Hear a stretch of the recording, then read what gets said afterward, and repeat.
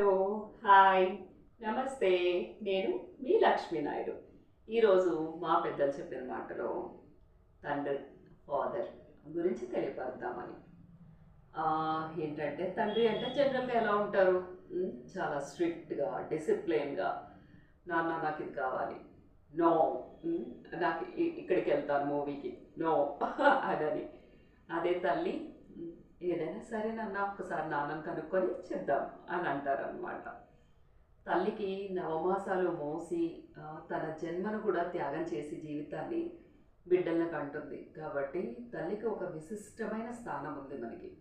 అలాగే ఆ, తండ్రి కూడా తన బాధ్యతల్ని, భారాన్ని మనసులో పెట్టుకొని ఎవ్వరికీ తెలియపరచకుండా, అలాగే భార్య, పిల్లలు, అలాగే తన కుటుంబం, అందరికీ కూడా ఎవరికి ఎలాగా ఏం అవసరమో అన్నది చూసుకొని ఎవ్వరికీ తెలియపరచకుండా తనలోనే తను మదనపడుతూ ముందుకి జీవితాన్ని, కుటుంబాన్ని లాక్కెళ్తూ ఉంటారు.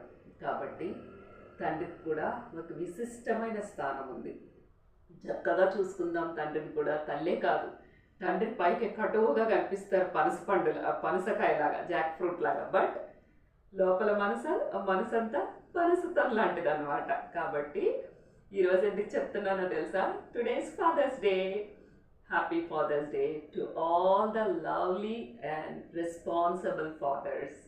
Happy Father's Day.